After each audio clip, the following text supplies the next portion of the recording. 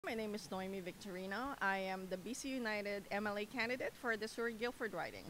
Dating CBSA senior officer na ngayon nagtratrabaho para sa isang charity si Naomi Victorino. Siya rin ang napili ng official opposition sa British Columbia na BC United na tumakbo sa provincial election ngayon Oktubre para sa Surrey Guilford. Kaya ako nag-decide na mag-run under BC United. Inisip kong mabuti yung mga nangyayari ngayon. So natural dahil yung BC-NDP ang ngayon ang governing dito sa ating province. Nakita naman natin na lahat na yung life is really difficult, you know. Maraming nakalinya sa food bank, maraming namamatay dahil sa illicit drugs, yung crime is up, yung hospital is maraming mahaba ang lineup. Sa ngayon, may 26 na MLA ang BC United Party na dating BC Liberal Party sa probinsya. May 55 MLA naman ang NDP, 2 naman para sa Conservative Party ng BC at 2 para sa Green Party.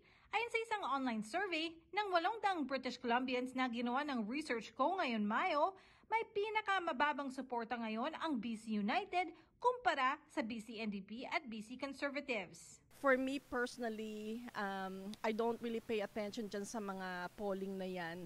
Tsaka pangalawa, the reason why na mataas, for example, na leading sometimes yung conservative, yung BC conservative, is kasi nalilito yung tao na yung federal conservative, si Pierre Poilievre, which is leading in the national polls, akala nila pareho yun, na yung federal conservative at yung BC conservative, it's the same party. Pero hindi magkaiba yun, walang relationship yung dalawa na yun. 2 sa bawat 5 British Columbians ang nagsasabing pangunahing issue na kailangan ayusin ng gobyerno ngayon ang housing, poverty at homelessness. Plan is to have developers lease unused government land for only $1 a month for the next 99 years.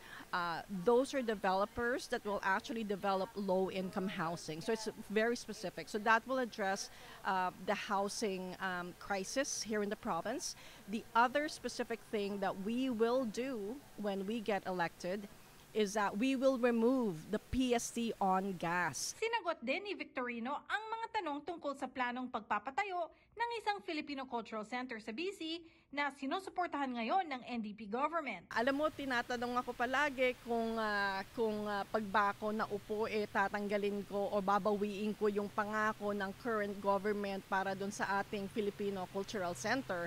Ang sagot ko po doon hindi po. Magaganap ang BC election sa Oktubre 19 at may panawagan si Victorino sa komunidad.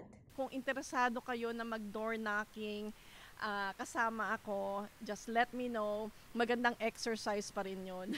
Tsaka pangalawa, kailangan ko ng mga event planners kasi syempre kailangan natin mag-fundraising, kailangan natin magkaroon ng education sessions. So kung gusto nyo magkaroon ng experience and just, i-increase yung iyong confidence, I would love to be a mentor to everybody. So sana po mag-volunteer kayo kasi kailangan. Teresa Berara, Omni News, Surrey.